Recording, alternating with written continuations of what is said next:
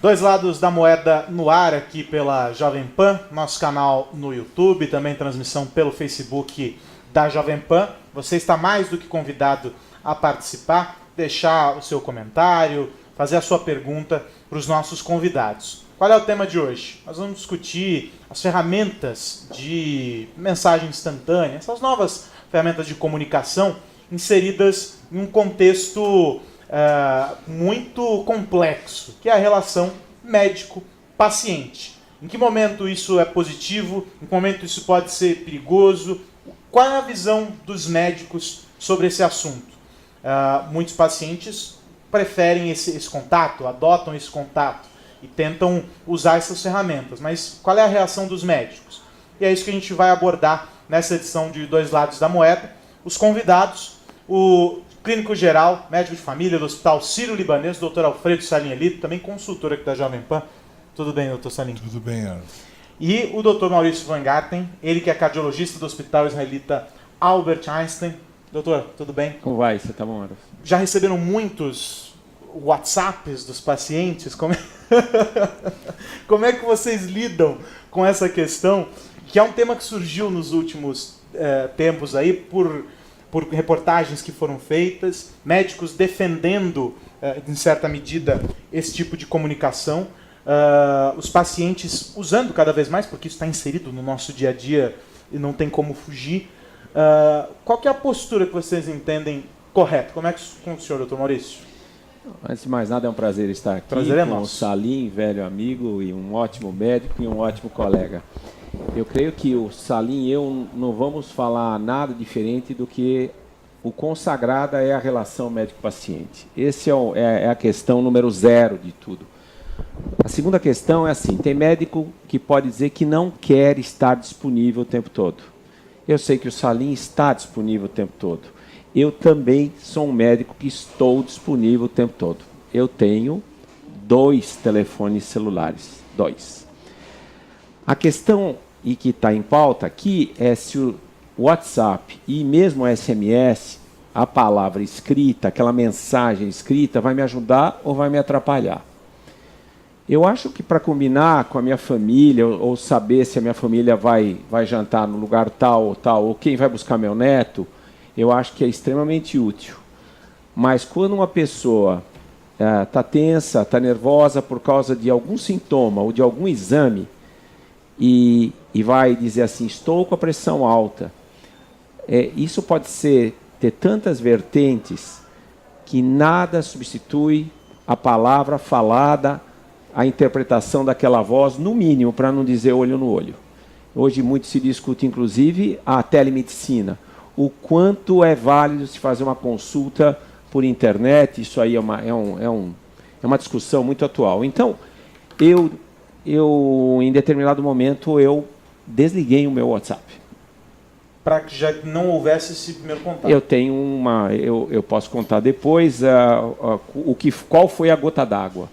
Então vamos, antes da gota d'água, vamos ver o outro lado aqui com o Dr. Salim, que nem sei também se é um outro lado assim, mas há aqueles casos em que o paciente, assim, na cabeça do paciente é algo assim, é só uma mancha vermelha na minha mão. Acho que se eu mandar uma foto, o Dr. Salim vai conseguir descobrir o que é por essa foto e manda aquela foto. Doutor, o que é isso aqui? Está coçando. Esse tipo de atendimento oferece riscos? Oferece, evidente. O WhatsApp, ele acaba, na minha opinião, sendo... Eu relutei muito em responder o WhatsApp aos pacientes. Mas não sei se é o meu jeito de ser... Eu tenho certeza que o Maurício também, ele dá uma atenção brutal para os seus pacientes, mas eu acabei cedendo ao WhatsApp, no sentido de um prolongamento, mais alguma coisa para o contato do paciente para com você. O paciente atualmente, pelo menos comigo, ele se ofende se não tiver uma resposta de um WhatsApp. Ele se sente, o senhor não me respondeu, mas caramba, você me mandou para o WhatsApp, doutor. Eu vou mandar para o WhatsApp, o que tem? Nós conversamos com a minha família, eu faço tudo, eu tenho grupo disso, grupo daquilo. Eu acho que o WhatsApp, ele nada mais é, atualmente, que mais um tipo de comunicação. Ele não substitui o diálogo, ele não substitui o estar frente a frente, ele não substitui o exame físico. O Conselho Federal de Medicina até recomenda, não é válido terapêutica por WhatsApp, diagnóstico por WhatsApp, e nada mais é que o bom senso, não existe isso. Mas eu sinto que o WhatsApp acaba sendo mais uma ferramenta de dar segurança para o seu paciente. No sentido eu até posso te mostrar, uma das frases que eu mais que eu coloco no meu WhatsApp para os pacientes, dependendo do que eles querem saber, me ligue. Não adianta. Ele vai ter que falar com você. Ele quer falar? E não é só isso. Ele não vai receber uma resposta de alguma terapêutica, ou é isso ou aquilo, pelo próprio WhatsApp. Então ele fala, estou com uma mancha, manda a foto, eu falo, isso é uma reação alérgica, use tal creme. Isso é criminoso, isso é um absurdo. Mas também, hoje em dia, o paciente, eu acho que ele se sente abraçado ao receber uma resposta por WhatsApp. Por exemplo, vou dizer de ontem, um paciente que tem uma indicação de uma biópsia, ele ficou de pensar na biópsia, ele estava no meu consultório, ao se retirar, foi para sua casa, ele ficou de decidir, me enviou por WhatsApp, doutor, concordo com tudo que o senhor falou, pode marcar minha biópsia para segunda-feira. Então acabou. Então, não teve nenhuma terapêutica, nada. Foi uma extensão da comunicação. Exatamente. Como ele poderia fazer por telefone. Na verdade, uma coisa que eu estou fugindo ainda, e pretendo continuar fugindo, é o telefonema pelo WhatsApp. Que é uma ligação chata, uma ligação desagradável. Então aí já eu diria um pouco de sacanagem por parte do paciente, né, Maurício? Ele te ligar pelo WhatsApp. Não, eu não recebo, eu não atendo, eu tiro o som do telefonema pelo WhatsApp. Mas a mensagem, transmitindo alguma coisa, ou a ponto de você receber uma mensagem, que já me aconteceu, de algo que me assustou, e eu imediatamente telefonar para esse paciente. Escuta, é verdade que você está com uma dor no peito? Estou, doutor. Então venha já para o pronto-socorro, vamos te atender. Então eu acho que eu acabei assumindo que eu tenho WhatsApp, meus pacientes também sabem que contam comigo por WhatsApp, mas com total controle das coisas. Nunca fazendo medicina pelo WhatsApp. É o que o Maurício falou. Os olhos nos olhos, o exame físico, pôr a mão, conversar, perguntar, às vezes, para um sintoma, o Maurício vai fazer 12, 15, 20 perguntas para esse paciente. Não será pelo WhatsApp. Agora, tem um processo que está ocorrendo no mundo, né? Antes de entrar aqui, falávamos do Pokémon GO invadindo o hábito das pessoas e a forma como as pessoas interagem e etc. As pessoas elas buscam essas ferramentas e incorporam rapidamente ao dia a dia delas, mas elas esquecem que há determinados contextos em que isso acontece de maneira mais lenta. Então, vou buscar no aspecto jurídico. As leis demoram para acompanhar a evolução tecnológica. A adaptação vai acontecer? Em certa medida ela vai acontecer, mas ela demora. A gente pode dizer que o que está acontecendo hoje com a medicina, não estou nem dizendo nas ferramentas para o exercício da medicina, mas nessas outras que vêm como apêndice, por exemplo, o receituário impresso e não mais feito à mão pelo médico. Isso tudo gradativamente está sendo incorporado para buscar o gancho da gota d'água, doutor? Então, Aros, você tocou num ponto que é extremamente atual e eu vou até falar disso numa conferência de biociências na Europa em setembro. Eu estou estudando isso. Vai ser o futuro, de alguma forma, a saúde digital, ou como eles chamam, saúde eletrônica, ou e-health, ou mobile health. Só que eu vou resumir a resposta. Atualmente não há regulamentação boa em lugar nenhum do mundo. A Sociedade Europeia de Cardiologia, a Europa, uma comunidade europeia, o FDA, o órgão regulador nos Estados Unidos, a American Heart Association, Sociedade Americana de Cardiologia, tem debatido o assunto com gente do mais alto quilate, promove reuniões e eles vão fazer uma agenda construtiva para sobrepassar essas barreiras. Não há dúvida que vai ser no futuro, porque cada vez mais, Salim, a gente vai querer uma medicina que é personalizada, em que o próprio paciente vai tomar conta das suas coisas. Claro. Não mais dentro de hospitais, o fulano tem qualquer coisa, vai para o hospital. Cada vez mais o paciente vai ficar mais perto da sua casa, em ligação, sim, com todo o sistema de saúde. Isso vai acontecer principalmente porque o objetivo da saúde não vai ser mais a doença, sim, vai ser a saúde. Qual é o exemplo disso? Os médicos, a medicina, de um modo geral, está percebendo que o nosso negócio deve ser saúde e não doença. Qual é o melhor exemplo? A Kodak.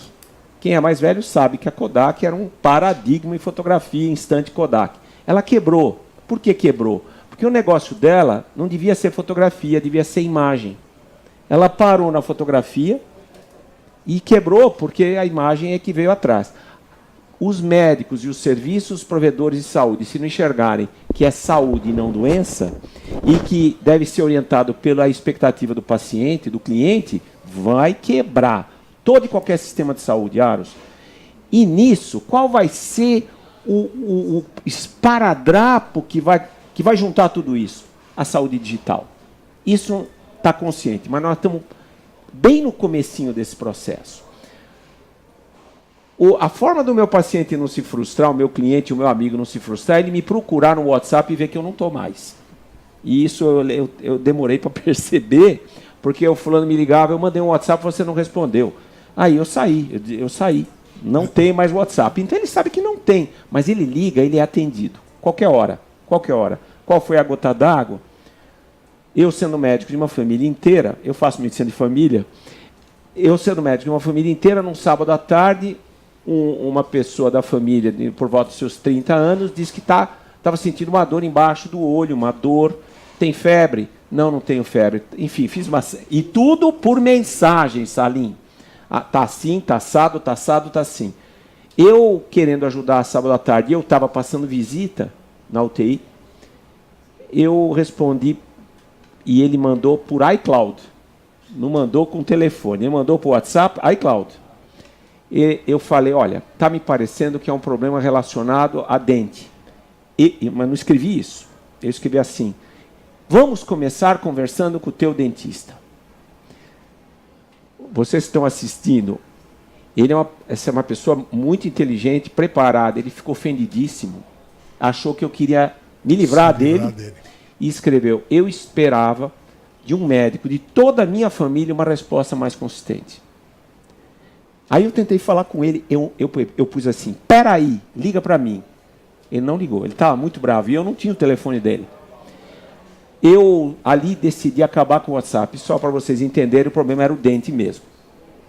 Então, eu achei que a forma, o tom de voz, entende, Aros? Porque o texto Salim, parte para aquilo que o texto é frio. Para a subjetividade da interpretação. Exatamente Claro. isso. Salim, quando você vai dizer que a pessoa tem uma doença grave, você vai dizer, nós temos um problema, assim. Você escuta o tom de voz, você tem um problema gravíssimo, não sei o quê, a pessoa não está pronta para receber. Concorda? Claro. Então, o tom de voz é importante nisso. Aí eu resolvi acabar, minha família protestou, mas nada de WhatsApp. Agora, tem uma pergunta aqui, Dr. Salim, Guilherme, e entrando nesse assunto do quão insistente o paciente é. Porque há um limite para ele perceber também que do outro lado você não pode ultrapassar uma barreira. O paciente consegue encontrar esse limite, para não ser o nosso internauta aqui, o Guilherme coloca a inconveniência, mas talvez a palavra não seja nem inconveniente, é buscar um limite, porque a pessoa está com um problema, e para ela, aquele é o maior problema do mundo no instante em que ela vive ele, não é? Exatamente por não ser um médico, essa pessoa não sabe o tamanho Tá encrenca? da encrenca. Ela não sabe até onde pode chegar. Aí você tem que dominar a situação. Me ligue, ou pera um pouquinho, não é bem assim, venha para cá, preciso te ver, ou você mesmo ligar para a pessoa. É isso que eu digo. Eu digo, o WhatsApp, ele é mais um meio de comunicação do paciente para com você. Mas não tem, em cima disso, como eu te falei, terapêutica ou diagnóstico. Tem sim, você ficar aguçado e falar, opa, peraí, me liga, ou você mesmo liga para a pessoa. Mas eu acho que tem que ser respondida a pergunta de uma forma mais objetiva. Tem paciente que passa dos limites? Todos. Pronto. Todos. Não porque são eles não todos, são médicos. mas um indivíduo que está mais ansioso... Começou, e você vai respondendo, ele vai avançando. E Você vai só respondendo, abusando essa Daqui a pouco ele quer saber, afinal, o que acabou. eu tenho, qual é o remédio. Diagnóstico, remédio, etc. Lógico. Então, não é a ferramenta adequada, e você hoje mesmo estava falando antes de começar o nosso programa, que você cada vez mais escreve e ligue para mim. É isso. Então eu já Agora- prefiro que ele ligue de uma Pera, vez. essa pergunta aqui que esse internauta faz, o Vitor, eu identifico porque remédio é um negócio que os ouvintes sabem que eu ando com álcool gel na rua. Eu sou o rei dos remédios. Aí, tem remédio pra tudo. Ele diz assim, posso pedir explicação sobre os efeitos do remédio receitado? Você... estou tomando tal coisa, senti isso. Será que vem do remédio que eu estou tomando? Esse tipo de orientação é comum e pode acontecer através de uma ferramenta dessa, com a frieza dessa subjetividade? O indivíduo lê a bula, e não é um crime. Aqui na Jovem Pan, já falei anos atrás, ler bula não é crime. Mas a bula coloca coisas, até para quem fabrica o remédio, se proteger. Então a bula é desse tamanho, quando o que você vê na prática é isso aqui. Aí a pessoa lê e está preocupada, e vem uma coisa, ele vai falar de outra coisa, assim como já falamos. Não é, ele tem o direito, mas é melhor conversar. Se você der uma resposta assim, olha, está na bula, mas não significa nada, ele vai se frustrar. Você quer ver um aspecto jurídico disso? Então faz de conta que o Maurício tivesse o WhatsApp dele, alguém está tomando o remédio X, mandasse uma mensagem para o Maurício, pode ser do remédio? Ele responde sim. E a pessoa está tendo uma outra patologia Que não e vai foi parar informado. no hospital e fica registrado no telefone dessa pessoa Pronto.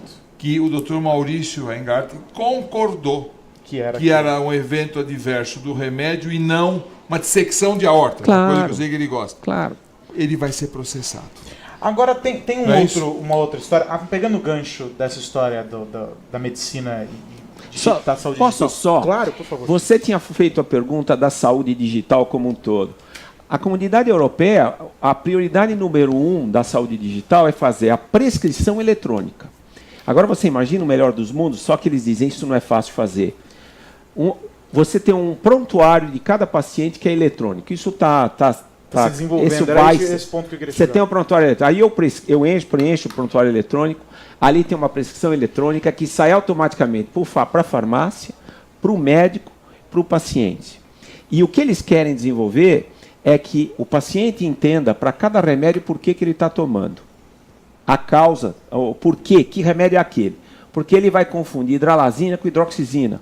E às vezes o farmacêutico se confunde. Estou falando... Ué, mas já acontece isso no hospital, Claro. que tem todo o controle, imagina Então, com o leigo em casa. Então, agora você imagina o seguinte, você tem a razão pela qual você está tomando, motiva você a tomar o paciente, e você diminui muito os erros. Esse é o sonho de consumo que todos nós temos, mas há um caminho muito grande ainda a ser desenvolvido. E aí eu vou fugir das ferramentas de comunicação, mas ainda nessa história do paciente usar essas ferramentas todas para buscar os médicos. Eu acompanho o mundo da tecnologia e todo esse universo, e recentemente uma publicação, se não me engano, inglesa, fez uma grande reportagem sobre esses medidores que estão embarcados em vestíveis, né? No relógio, aí você tem assim, e por aí vai. Tudo isso fornece um sem número de informações, um volume monstruoso de dados sobre a pessoa, dados estes que ela não sabe interpretar, mas que um aplicativo se propõe a traduzir e oferecer estatísticas, gráficos, você está fazendo isso, fazendo aquilo, deveria caminhar por um lado ou por outro. Até que ponto essas ferramentas são aliadas do médico num processo, né, num acompanhamento de um paciente, e podem se tornar uma arma contra esse mesmo paciente que faz esse monitoramento. Porque tem gente que vai encontrar um limite e usar numa caminhada para saber o monitoramento cardíaco. Outros vão muito além. Você já se... Isso faz parte daquilo que eu estou revendo. Por exemplo, a Sociedade Americana de Cardiologia soltou há 6 meses um documento oficial da sociedade sobre isso. Os aplicativos e tudo aquilo que existe para o indivíduo ter um estilo de saúde adequado e diminuir riscos ou promover saúde. Não há pesquisa bem feita. Não há. Esse é o grande problema. Eu tenho uma reunião no Instituto de Psiquiatria no sábado de manhã sobre realidade virtual nisso. Sim. que é apaixonante realidade virtual.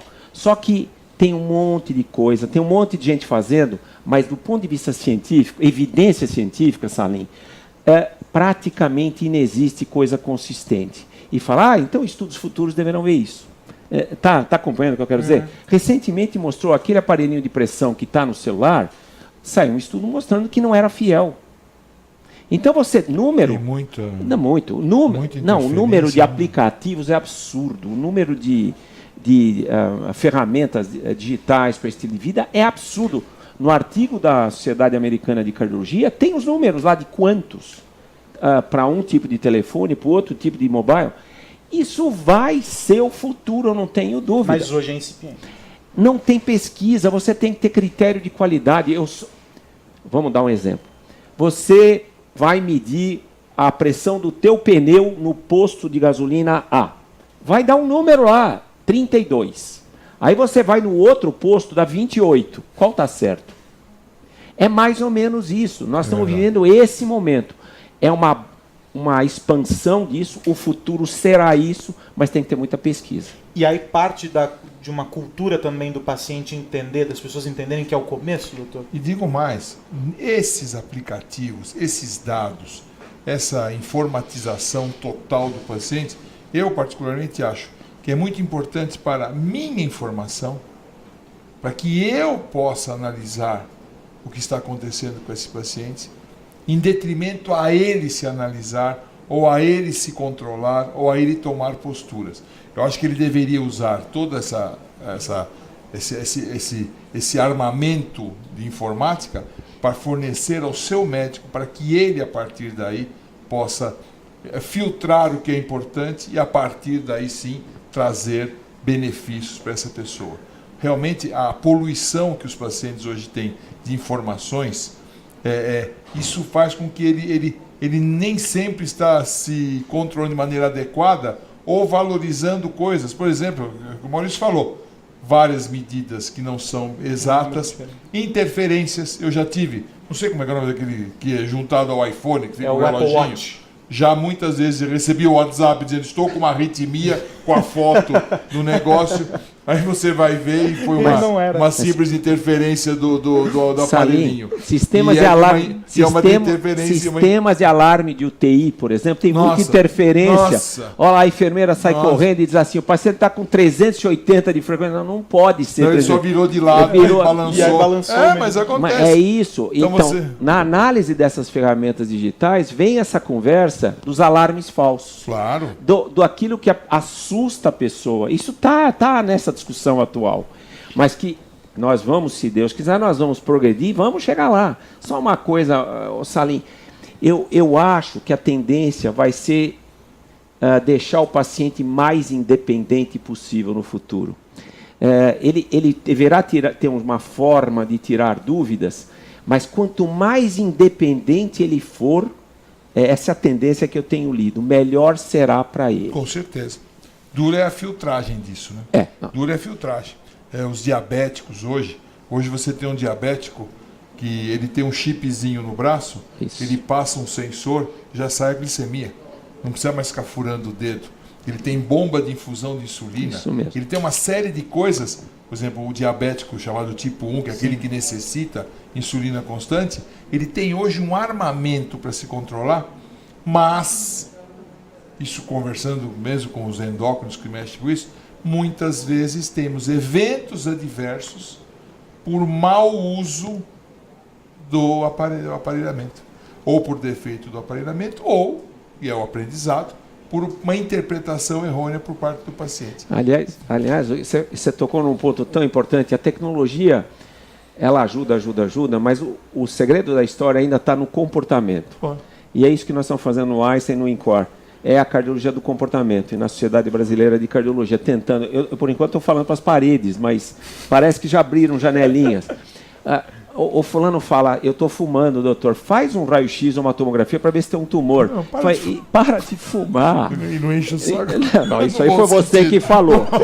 Para de fumar. Eu não falo isso. O que você quer fazer chá? Ou o fumante que pega o macinho de cigarro e tem a fotografia do indivíduo com uma gangrena na perna, põem um papel em cima e continuam Alguns têm um fumando. trabalho maior, eles recortam só aquele desenho e deixam na parte branca. Então, mas você vê que a nossa cabeça é assim, não é? A nossa cabeça é assim. Eu gosto muito de falar que o Hipócrates, o pai da medicina, dizia lá atrás: cuidado com os seus pacientes, eles mentem. Eles vão mentir para não tomar o óleo de rícino. Isso foi o Hipócrates. Eu não estou dizendo que vocês são mentirosos, nem eu sou mentiroso. Mas o comportamento humano, a interpretação, é muito maior do que tecnologia. Como é que faz para o Hipócrates se defender agora? O WhatsApp. Ele desligou o dele. Tá desligado, deve estar. Bom, a gente está encerrando os dois lados da moeda de hoje. Vou dar alguns segundos aqui para o Dr. Maurício fazer o destaque dele, aqui a consideração final. O Dr. Salim, começa com o senhor, Dr. Maurício.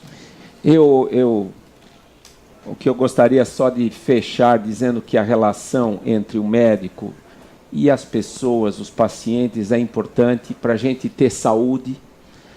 E eu tenho que atingir, quando eu estou promovendo saúde, eu vou envelhecer bem, vai gastar menos recursos de saúde, a pessoa vai participar mais da sociedade, isso chama envelhecimento participativo ou ativo. E a grande questão é você atingir a população toda aqui embaixo e cada indivíduo aqui em cima. Cada um. Eu posso ter medidas gerais, políticas, proibir de fumar, não pode isso. Agora, aquele indivíduo parar de fumar é sempre um desafio. E aí isso vem muito da própria pessoa. O recurso digital, o WhatsApp, o médico podem ajudar cada um, mas quem vai decidir é isso. O Dr. Adib Jatene, que tanto gostava da Jovem Pan e sempre nos ouvia, ele costumava dizer que ele pode gastar milhões e milhões em verbas para terminar com mosquito, com dengue, malária, etc. Mas ele pode gastar o quanto for, que é difícil fazer um indivíduo parar de fumar. Dr. Salim. Em relação ao tema de WhatsApp como ferramenta para atendimento médico, eu acho que não teve dois lados da moeda, teve um lado só, que ele é só um colaborador de contato. Na verdade, o que não se perde e nunca se perderá, e você acabou escolhendo mal, porque são dois que trabalham bem nessa parte, é a relação médico-paciente. Eu escolhi bem. Doutor. Sempre. Não vai existir debate, vai existir só uma agregação de um lado e de outro. O WhatsApp, ele é hoje um instrumento real, né? Você vê até por que se tira do ar e volta para o ar o WhatsApp aqui no Brasil, porque alguém quer ter informações desse aplicativo, mas ele simplesmente serve para mais um contato entre os pacientes e seus médicos. Ele não trata, ele não faz diagnóstico, não adianta fotografia, não adianta nada disso. Você pode até pedir uma fotografia para chamar a pessoa para o seu atendimento. Ele pode antecipar até a sua visualização para com o paciente. Basicamente é isso. Isso é lei, isso é legalizado em termos de Conselho Federal de Medicina, não pode ser instrumento de terapêutica, mas ele é um instrumento simplesmente de contato entre você e seu paciente, você e sua família. Basicamente é isso. Dr. Salim diz que eu escolhi errado, mas não escolhi muito, muito certo, que são dois profissionais incríveis e que fazem parte aqui do quadro de consultores da Jovem Pan, que você acompanha todos os dias na programação da Rede Jovem Pan. Dr. Alfredo Salim Elito, clínico geral do Hospital Sírio-Libanês. Dr. Maurício Weingarten, cardiologista do Hospital Albert Einstein. Muito obrigado pelo excelente bate-papo. Vamos terminar que você vai fazer happy hour na farmácia aqui embaixo. Eu vou fazer uma visita porque sempre tem novidades na farmácia. E você encontra novidades também no canal da Jovem Pan no YouTube, todos os vídeos da nossa programação e, claro, esta e todas as outras edições do Dois Lados da Moeda. Até a próxima.